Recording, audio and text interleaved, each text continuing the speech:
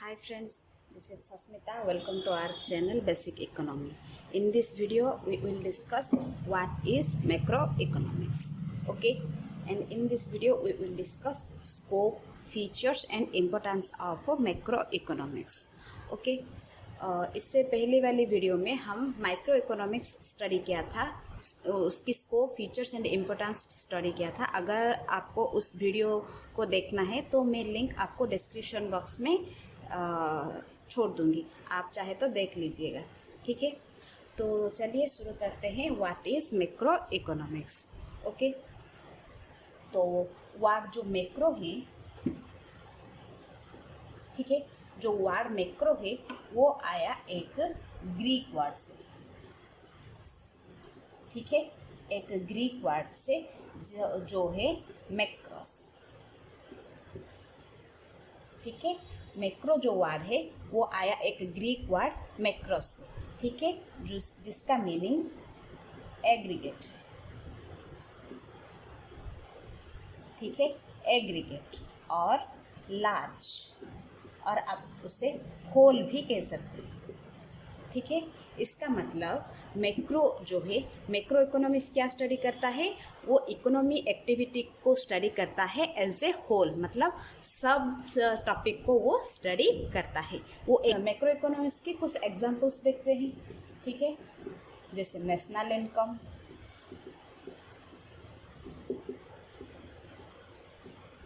National output,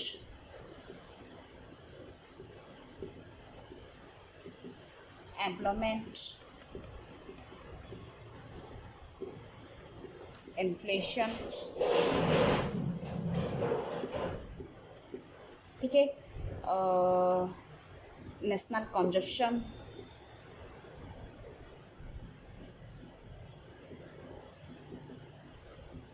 investment, etcetera.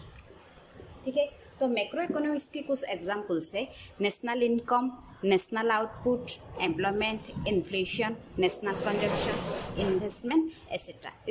इसका मतलब है मैक्रो इकोनॉमिक्स क्या करता है, इंडिविजुअल इनकम को स्टडी नहीं करता बल्कि नेशनल इनकम को स्टडी करता है। वो इंडिविजुअल आउटपुट को स्टडी नहीं करता बल्कि नेशनल आउटपुट को स्टडी करता है। ठीक है, और एम्प्लॉयमेंट सिचुएशन, वो कोई एक आदमी के लिए स्टडी नहीं करता है बल्कि पूरी एम्प्लॉयमेंट लेवल को वो स्टडी करता है।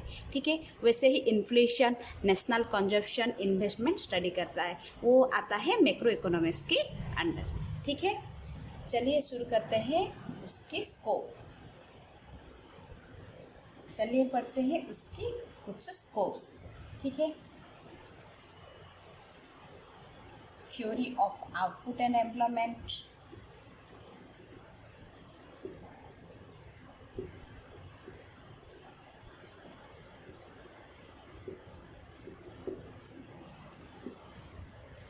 theory of trade cycle,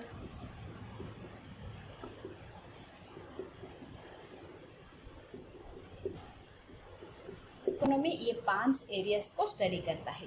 ठीक है, theory of output and employment.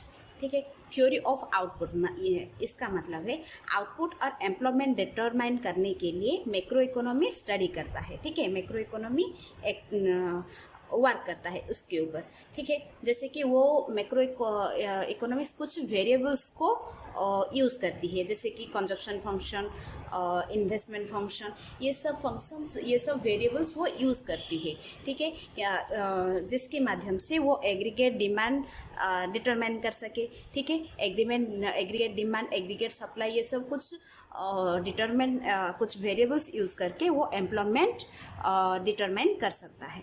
ठीक है, next theory of trade cycle. Macro economy क्या करता है, ट्रेड साइकिल डिटरमाइन करता है। जैसे कि ट्रेड साइकिल, ट्रेडिंग कैसा है, मतलब इंक्रीजिंग रेट है या फिर डिक्रीजिंग रेट है। ठीक है, तो वो डिटरमाइन करता है मैक्रो इकोनॉमिक्स। ठीक है, next theory of general price level and inflation. ठीक है, मैक्रो इकोनॉमी क्या करता है, माइक्रो इकोनॉमी क्या करता है, पार्टिकुलरली कोई एक प्रोडक्ट की प्राइस डिटरमाइन करता है या फिर फैक्टर्स की प्राइस डिटरमाइन करता है, ठीक है। लेकिन मैक्रो इकोनॉमिक्स क्या करता है, जनरल प्राइस लेवल, ठीक है, एवरेज प्राइस लेवल वो डिटरमाइन करता है, कौन, मैक्रो इकोनॉमिक्स, ठीक है। And inflation word inflation means महंगाई, ठीक है। तो महंगाई क्यों होता है, क्योंकि कोई अगर प्रोडक्ट हो उसकी अगर एक्सेस डिमांड हो तो महंगाई होगा, ठीक है।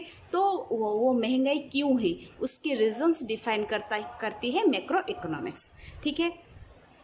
उसके बाद इन्फ्लेशन रेट को कैसे नीचे लाया जाए वो उसके लिए कुछ मेजर्स यानी कुछ पॉलिसीज भी देती है, कौन, मैक्रो इकोनॉमिक्स, ठीक है। Next, theory of economic growth and development, ठीक है। रिसेंटली ईयर में मैक्रो इकोनॉमिक्स क्यों स्टडी करा जाता है, क्योंकि ग्रोथ के लिए, ठीक है। ग्रोथ यानी लॉन्ग टर्म प्रोसेस है, ठीक है। कुछ इकोनॉमिस्ट, हेरोड डोमर, ऐसे कुछ इकोनॉमिस्ट्स ने ग्रोथ के ऊपर ज़्यादा ध्यान दिया। ग्रोथ मीन्स सिर्फ ग्रोथ नहीं, ग्रोथ विथ स्टेबिलिटी, ठीक है। ग्रोथ होनी चाहिए लेकिन वो ग्रोथ रहना भी चाहिए, ठीक है।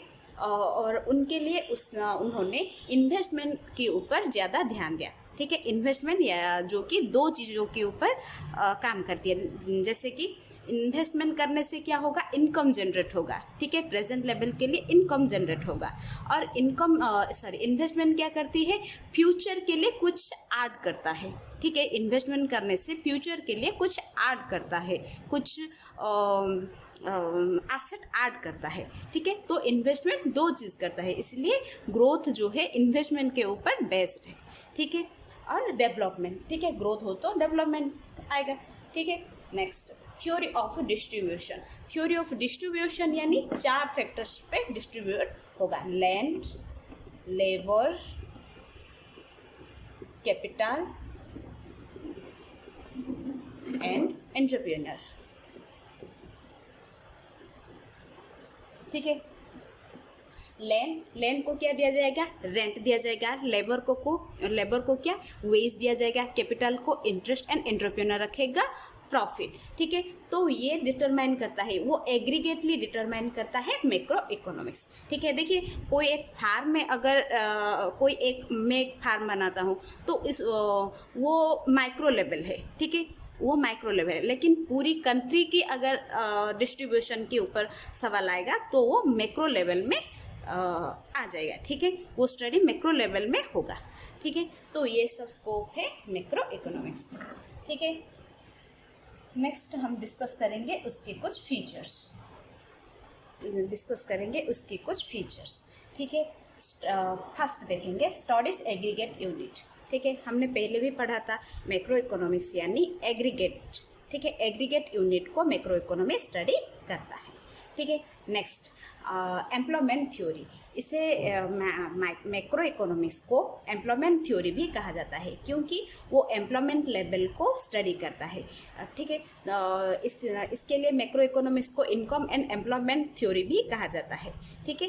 तो ये मैक्रो इकोनॉमी क्या करता है, एम्प्लॉयमेंट थ्योरी स्टडी करता है, ठीक है। Next, income theory, as usual income यानी national income, right, national income study करता है, जैसे कि नेशनल इनकम कैसे कैलकुलेट करना, नेशनल इनकम की ट्रेंड क्या है, यानी अपवर्ड है या फिर डाउनवर्ड है, ठीक है। नेशनल इनकम स्टडी करके क्या होगा, वो कोई भी देश अंडर डेवलप्ड हो, डेवलपिंग हो या डेवलप्ड हो, ये पता चलेगा किसके माध्यम से, नेशनल इनकम के माध्यम से, ठीक है। नेक्स्ट, लंप मेथड यानी हमने माइक्रो इकोनॉमिक्स में पढ़ा था, ये स्लाइस मेथड यूज़ करता है, ठीक है। माइक्रो इकोनॉमिक्स क्या होता है, माइक्रो इकोनॉमिक्स में स्लाइस्ड मेथड यूज़ किया जाता है, जैसे कि एक पार्ट को वो स्टडी करता है, कोई भी एक पार्ट को अलग से डिवाइड करता है और उससे स्टडी करता है। लेकिन मैक्रो इकोनॉमिक्स में लंप मेथड यानी बल्क मेथड में ये स्टडी करता है, सारी चीज़ों को ये स्टडी करता है, ठीक है। नेक्स्ट, ग्रोथ थ्योरी, हमने स्कोप में देखा था, ये मैक्रो इकोनॉमिक्स का आजकल का मेन कंसेप्ट ग्रोथ, ठीक है। कंट्री की ग्रोथ होनी चाहिए तो इसे ग्रोथ थ्योरी भी कहा जाता है, ठीक है। Next, use some macro variables. Macro variables यानी जैसे कि हमने पढ़ा था कंजप्शन फंक्शन हो, इन्वेस्टमेंट, इंटरेस्ट, ठीक है, सेविंग, ओके, ये सब कुछ वेरिएबल्स है जो कि मैक्रो इकोनॉमिक्स यूज़ करती है, ठीक है। नेक्स्ट, जनरल इक्विलिब्रियम, ठीक है। जैसे हमने पढ़ा था माइक्रो इकोनॉमिक्स क्या, पार्शियल इक्विलिब्रियम, पार्शियल यानी आधा इक्विलिब्रियम, इक्विलिब्रियम स्टडी करती है क्या, माइक्रो इकोनॉमिक्स। लेकिन मैक्रो इकोनॉमिक्स क्या, जनरल इक्विलिब्रियम स्टडी करता है, यानी पूरा वो स्टडी करता है। जैसे कि बीओपी में इक्विलिब्रियम लाना हो, ठीक है, और फिर नेशनल इनकम में राइज होना है, ठीक है, वो इक्विलिब्रियम सभी में इक्विलिब्रियम लाना चाहता है, ठीक है, macro economics. Next, controls inflation rate. Controls inflation rate भी हमने पढ़ा था, इन्फ्लेशन रेट को कंट्रोल करती है। जैसे कि महंगाई ज़्यादा ना हो तो उसके लिए कुछ मेजर्स देती है, कुछ रिमेडियल मेजर्स देती है जिसके वजह से इन्फ्लेशन कंट्रोल करा जा सके, ठीक है। नेक्स्ट, इंटर रिलेटेड यानी जो वेरिएबल्स है वो इंटर रिलेटेड होते हैं। जैसे कि मान लो अगर कोई भी प्रोडक्ट हो, उसकी डिमांड बढ़ा, अचानक कोई भी प्रोडक्ट की डिमांड बढ़ जाए, ठीक है, तो डिमांड बढ़ने से क्या होगा, उस प्रोडक्ट की प्रोडक्शन ज़्यादा होगा, ठीक है। प्रोडक्शन ज़्यादा हो तो क्या होगा, एम्प्लॉयमेंट ज़्यादा होगा, एम्प्लॉयमेंट प्रोडक्शन ज़्यादा होने से क्या होगा, आउटपुट ज़्यादा होगा। तो ये सब क्या है, एम्प्लॉयमेंट हो, आउटपुट हो, डिमांड हो, ये सब इंटर रिलेटेड। एक चीज़ बढ़ जाए तो और एक चीज़ भी बढ़ती है, ठीक है, तो ये सब इंटर रिलेटेड है, ठीक है। तो मैक्रो इकोनॉमिक्स के वेरिएबल्स क्या है, इंटर रिलेटेड है, ठीक है, समझ में आया। नेक्स्ट हम इसकी इम्पोर्टेंस डिस्कस करेंगे, ठीक है। अब हम डिस्कस करेंगे उसकी कुछ इम्पोर्टेंस, ठीक है। पहले first, understanding activity of an economy, यानी मैक्रो इकोनॉमिक्स क्या कहता है, इकोनॉमी की एक्टिविटी, उसकी परफॉर्मेंस देखता है, ठीक है, उसको स्टडी करता है, इसकी एक्टिविटी स्टडी करके ही वो प्लान्स या पॉलिसीज देता है, ठीक है। तो उसकी importance, understanding activity of an economy. Next, formulating policies, ठीक है। जैसे हमने कहा था, वो कोई भी सिचुएशन देख के उसकी रिक्वायरमेंट के हिसाब से वो पॉलिसी देता है। जैसे कि फॉर एग्जांपल आप लीजिए, अगर अनएम्प्लॉयमेंट लेवल ज़्यादा हो तो क्या होगा, वो एम्प्लॉय करती है, ठीक है, डिफरेंट पॉलिसीज़ देती है। जैसे कि जवाहर रोजगार योजना हो, SGRY संपूर्ण रोजगार योजना हो, ठीक है, या फिर MGNREG, ठीक है, Mahatma Gandhi national rural employment guarantee act हो, फूड फॉर वर्क हो, ये सब पॉलिसीज़ देती है जिसकी वजह से अनएम्प्लॉयमेंट लेवल कम हो सके, ठीक है। तो वो पॉलिसी कैसे देता है, इकोनॉमी को देख के, इकोनॉमी की एक्टिविटी को देख के और पॉलिसी इम्प्लीमेंट करती है, ठीक है। नेक्स्ट, प्रिपेयर इकोनॉमिक प्लान्स, ठीक है, जैसे कि 5 ईयर प्लान्स हो, कोई भी प्लान वो प्रिपेयर करती है, ठीक है। कौन, ये माइक्रो लेवल पे तो नहीं हो सकता है, तो कौन करेगा, मैक्रो लेवल पे ये काम करेगा, ठीक है। Next, take remedial measures of trade cycle, ठीक है। ट्रेड साइकिल अगर ऊपर जा रहा हो या फिर नीचे जा रहा हो, ठीक है, ड्यूरिंग बूम हो या फिर वर्स्ट हो, यानी बहुत ज़्यादा अच्छे पोजीशन में हो या फिर निचले स्तर में हो, वो उसकी मेजर्स देती है। यानी अगर नीचे जा रहा है तो वो अच्छे पॉलिसीज देती है, अच्छी सॉल्यूशंस देता है टू करेक्ट ट्रेड साइकिल, ठीक है। Next, studies micro economic loss, ठीक है। Without macro economics loss can not be studied, ठीक है। देखिए, अगर जनरल इंडस्ट्रीज़ की बिहेवियर पैटर्न को देख के ही फार्म अपनी बिहेवियर पैटर्न करेक्ट करता है, ठीक है। तो मैक्रो इकोनॉमिक लॉस को भी स्टडी करता है, ठीक है। अंडरस्टैंड्स फ्लक्चुएशंस इन इकोनॉमी में कोई भी फ्लक्चुएशन हो वो मैक्रो इकोनॉमी लेवल में ही स्टडी किया जा सकता है, ठीक है। Next, analyse effect of inflation and deflation, ठीक है। इन्फ्लेशन यानी महंगाई, डिफ्लेशन यानी उसकी उल्टा, ठीक है, सस्ता होना, उस मनी वैल्यू कम होना, इन्फ्लेशन यानी मनी की वैल्यू ज़्यादा हो, और डिफ्लेशन यानी मनी वैल्यू कम हो, ठीक है। तो उसकी रीजंस, कॉजेस, इफेक्ट, ये सब एनालाइज करता है macro economics. Okay, next studies national income, हमने पढ़ा था नेशनल इनकम स्टडी करता है, ठीक है। Next implement strategies for undeveloped countries, undeveloped countries को स्ट्रैटेजी देता है, मतलब अनडेवलप्ड क्यों है, उसकी रीजंस, उसकी कॉजेस वो ढूंढता है, ठीक है। मैक्रो इकोनॉमिक्स ढूंढता है और उन्हें एक प्रॉपर स्ट्रैटेजी देता है टू ओवरकम द अनडेवलप्ड, ठीक है। तो ये काम करता है macro economics. Next study material welfare, ठीक है। मैक्रो इकोनॉमी क्या करता है, मेटेरियल वेलफेयर को भी स्टडी करता है, ठीक है। नेशनल लेवल पे वो मेटेरियल वेलफेयर को भी स्टडी करता है, ठीक है। Okay friends, that's it for today. Do like, share and subscribe and give your valuable comments to us. Thank you so much.